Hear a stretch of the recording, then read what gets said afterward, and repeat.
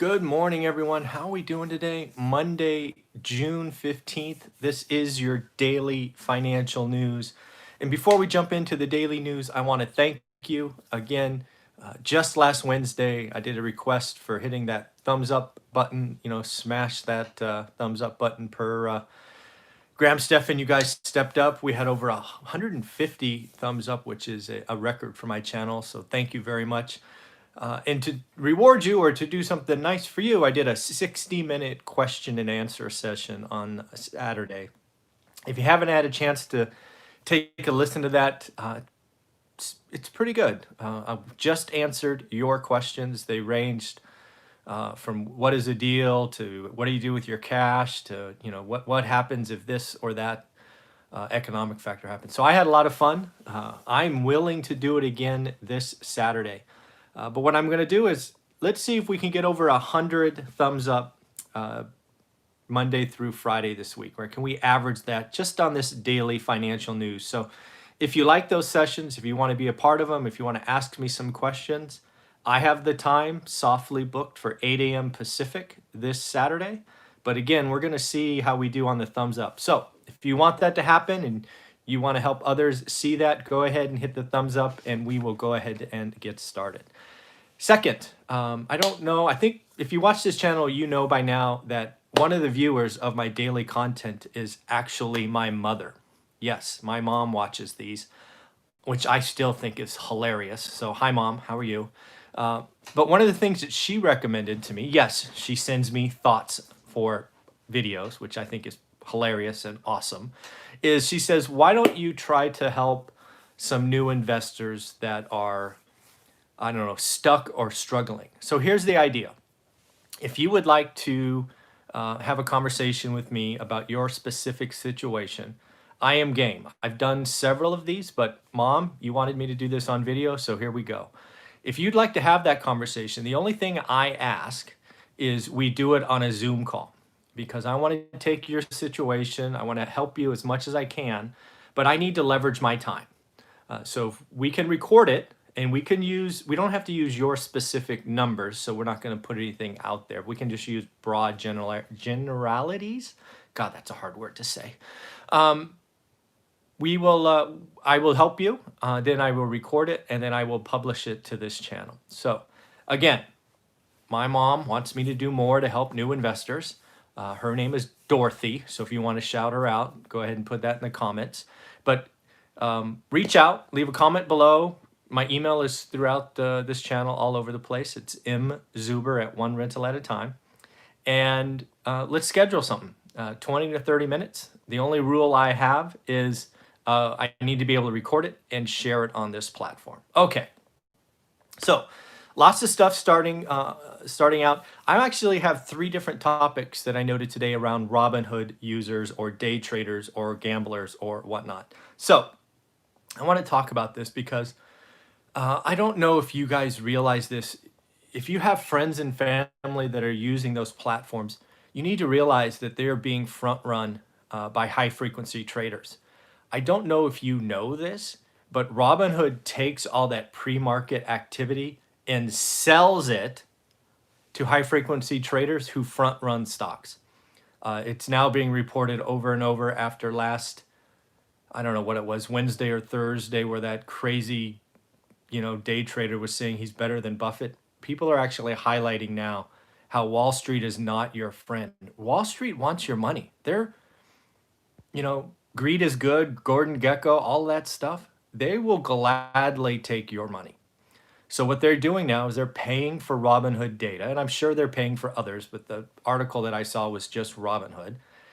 They're buying the data from Robinhood. They're putting it in their high frequency trading platforms. They are front running the stock so it looks up or looks down. They're playing both sides. And then the rookie investors who have just a couple of $1,000s, but there's millions of you, you're getting taken. And they're going to do this every day until it doesn't work. So be careful. To that end, there's a report out about a Robinhood user. He's 20 years old. This is on CNBC and on Market Watch, where unfortunately he started trading options because it was made to look easy. However, his account was set up, Robinhood let him get to $700,000 owed at a 20-year-old with no track record. So shame on them. Unfortunately, this young man took his life. He was staring at the screen, staring at 700,000 in losses. Must have felt like he had nowhere to escape. It's not worth it. It's pure gambling, stupidity, all of that. And then another thing I have read recently is that TikTok, that platform that is known for 15 to 60-second dances, has now become a platform for financial advice. The hashtag investing has now seen 278.1 million views. To think that you can get your investing ideas from a 60-second video is insane. But we have to, as old people, which I include myself in, we need to remember we were young once also. And I've been very clear, I was taken by this greed factor. I'm very open about that. But we need to help these young folks, Generation Z, who were born from 1990, as late as 1995. They can get smoked out of the market for years like I have, right? You get burned enough, you'll never go back. And that's where I am, and I don't want that for anyone else. So I just think it's time to call enough is enough. So other data, other things I've got is from Yelp. I don't know if you saw this. I thought it was very interesting from their data scientists on Yelp data. What they are seeing is, as of June 10th, they were very clear about the data set, June 10th. So it's about a week old. 143,000 businesses have closed on their platform, of which 35% are permanent closures. This is really speaking to the small businesses. I really haven't found any great data on small business, and I think Yelp's a great place to go. So let's just do real quick math. 143,000 times 35%. What is that? 28.6, 42.9. Let's call it 50,000 permanent closures. That's a big number. And they actually broke it out, retail and restaurants. So retail is about 23% of total closures, but about 27% of permanent closures. Here's the scary one. Restaurants. Only 17% of the total closures, because again, a lot of them were struggling with just delivery or takeout, but 48% of the closures are permanent. So if a restaurant goes closed on Yelp, it's about a coin flip whether or not they open again. So some pretty scary data. First time I've seen it for the small business, and I think Yelp's a great place to go. So I hope Yelp actually makes that an economic indicator and reports it weekly or monthly or whatever they are comfortable doing. It will also be a great reopening story because, again, I believe small businesses will come back, and maybe we can actually say how many new businesses were created on Yelp, like new restaurants and the like, because it's really the net, right? If we lose 10,000 but we gain 12, it's a net positive, right? So let's not only talk about the negative, let's try to get the other side. So we'll see what's there. Oh, Larry Kudlow was on TV Sunday, and talk about a perma bull.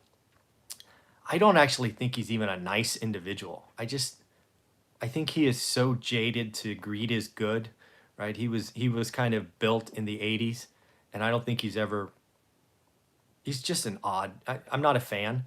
But he started talking about the unemployment and that thou shalt and we shan't and all of that stuff not extend. I think that is not only potentially cruel. I get there are examples of where people are staying unemployed, but you can't make a perfect program. And this is probably the highlight of that big bailout or stimulus, the first one or second one, I guess, done. To take a few stories and then push that out is unfortunate. We still have millions of people as of last week filing for unemployment. And Um, I not only think it's cruel or mean, I think it's a structural stupid play given it's an election year. But hey, that's what he's saying. So I just think that's crazy. Um, Dave Portney, again, I talked about him Wednesday, call on the top. I'm so glad I created that video given I did it Wednesday and then Thursday's dramatic drop. He's out there saying, he's day trading because there's no sports to bet on. And again, you have to realize he has a big pile of money. I didn't know who he was when I talked about that. He sold his business for 9 figures. So he's got a big pool of money to play with. He's out saying now, hey man, I'm having fun. There's nothing else to do. That's not an investing strategy. That's not for most of us. Hey, if you want to be worth 100 million and maybe be worth 50 million later, your life's still okay. But to look at him and to think that that's okay for most of us is foolish. I think market volatility is coming back. I think we've had the bounce off the bottom. I think we are in for weeks of gyrations. I think we're seeing one today. It opened lower. The good news is it didn't seem like it built on itself. This is what I'm seeing in the morning is Wall Street is coming in to see where the rookies are placing their bets. They're running stocks, so it accentuates the morning. What I'm going to look at is what's happening by 1 o'clock Eastern or 10 o'clock Pacific. Because these higher frequency traders appear to be sort of setting up the morning, adding gasoline, and then they slowly take it off, and they're flat for the day. And I think that they're going to keep doing that until they're not making any money. They're very simple creatures. Another thing that we're starting to look at is New York City. I've been talking about New York, which you can also think of San Francisco. A lot of people leaving, right? The rich have left. But now they're looking to be permanent, at least a year left, because they're actually talking about taking their kids out of their $50,000 private schools and registering them somewhere else. So this flight to the suburbs is not a blip. It's legit. And the vertical living and the crowded, shoulder to shoulder of New York it's not coming back anytime soon. This will impact prices. This will impact all the other services that were built around the rich. Private schools are expecting a 10 to 25% drop in enrollment. And I think you and I have all seen the shows where, people start applying to preschool when you find out you're pregnant, right? We've all seen that, and that's very New York. Now their enrollments could be down 25% because people are not coming back. Another thing is it looks like 3M. Not many companies are putting out monthly data these days. They're using the health crisis not to say bad news, but 3M put out May numbers. It said sales are down 20% year on year. And this is 3M, right? Which, if you don't know, they make masks, but they make lots of other stuff. But again, 20% year on year. So we're going to see a pretty hard Q2 GDP hit. And then lastly, can we stop talking about cases? I hate seeing all these cases up here and there. It's not about cases. Our testing was so anemic and unacceptable for too long that any case discussion is not apples to apples. If we can start talking about hospitalizations, because that is something I think is apples to apples. When you're sick, you're sick.